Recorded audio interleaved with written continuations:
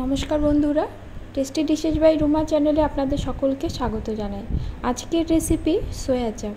বাজারে যে সয়া চাপগুলো পাওয়া যায় তার পুষ্টিগত গুণ কতটা আমাদের জানা নেই এবং কতটা হাইজিন মেনটেন করে বানানো হয় তাও কিন্তু আমরা জানি না।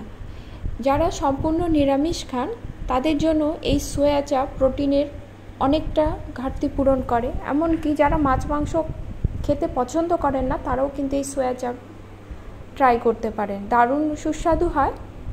এই সয়া চাপ বানানোর জন্য আমি এখানে ময়দা নেব আর নেব সয়াবিন। প্রথমে সয়াবিনটা আমি গরম জলে 10 মিনিটের মতো ভিজিয়ে রাখবো।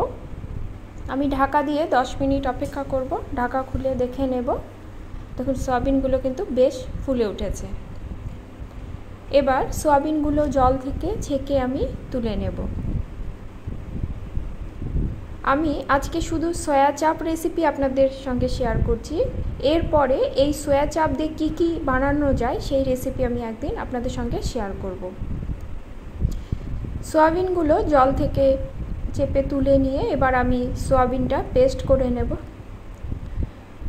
মিক্সির বাটিতে দিয়ে একটা স্মুথ পেস্ট করে নিতে হবে। পেস্টটা হয়ে গেছে। এবার একটি বাটির মধ্যে নিয়ে নেব ময়দা। আমি যতটা ময়দা নিয়েছিলাম আমি কিন্তু সবটুক ময়দা দিইনি, এখানে 150 গ্রামের মতো ময়দা রয়েছে। এবার আমি যে সয়া পেস্টটা করেছিলাম সেটা দিয়ে দেব। এটা দিয়ে আমি ভালো করে ময়দাটা মেখে নেব। প্রথমে কিন্তু জল দেব না, দেখব আমি সয়াবিনে যে জলটা আছে এতেই কিন্তু ময়দাটা অনেকটাই মাখা হয়ে যাবে। সোয়া পেস্টের বাটি ধুয়ে অল্প একটু জল দেব, দিয়ে আমি আটাটা মেখে নেব। আমি এখানে ময়দাটা মেখে করছি, আর একটা পদ্ধতিতেও করা যায়। আপনারা যদি ময়দাটা ধুয়ে নিতে পারেন সেভাবেও করা যায়। এই রেসিপিটি আমার ইউটিউব চ্যানেলে রয়েছে, আপনারা চাইলে দেখতে পারেন। আমি ঢাকা দিয়ে ময়দাটা আরও 10 মিনিটের মতো রেখে দেব। 10 মিনিট পরে আবার একটু ভালো করে মধ্যে নিয়ে ছোট ছোট লেচি আকারে গড়ে নেব। এখানে আমার 5টা বা 6টার মতো লেচি হয়েছে। নিয়ে নেব বেশ কিছুটা চামচ। আমার কাছে কোনো আইসক্রিমের স্টিক নেই তাই আমি চামচ ব্যবহার করছি। আপনারা চাইলে স্টিক দিয়ে বানাতে পারেন, স্টিক দিয়ে বানাতে গেলে আরও ভালো হয়।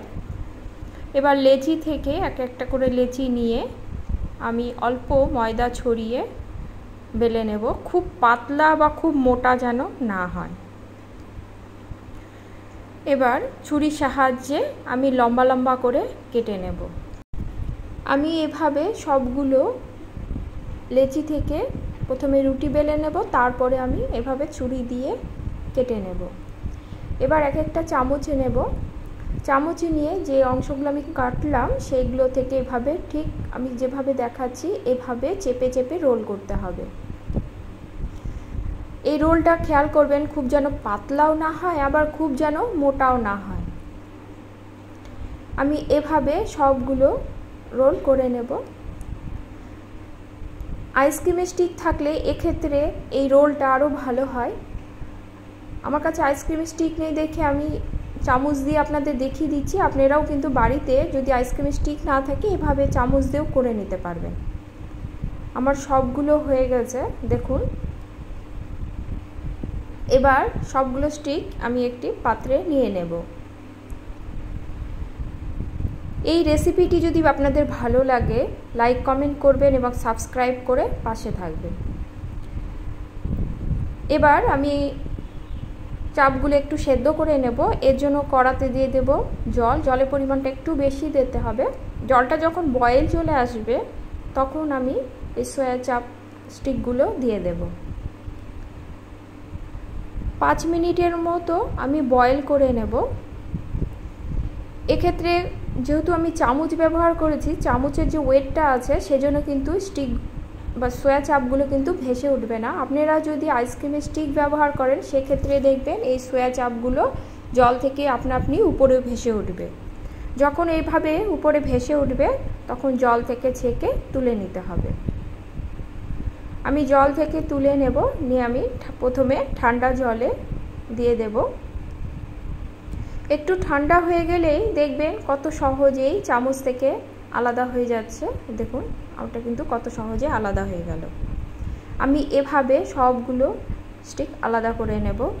আপনারা এভাবে বানিয়ে স্টোর করে ফ্রিজে রাখতে পারেন। যখন আপনারা সয়া চাপের রেসিপি করতে চাইবেন তখন ফ্রিজ থেকে বের করে রান্নাটি করে নিতে পারবেন।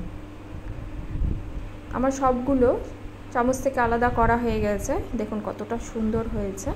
আমি কেটে আপনাদের দেখাচ্ছি। দেখুন ভেতরটা কতটা সুন্দর হয়েছে।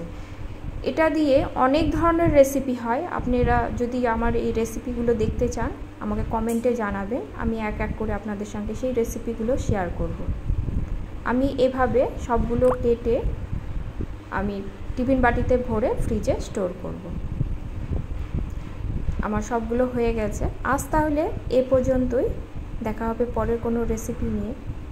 সকলে ভালো থাকবেন। ধন্যবাদ সকলকে।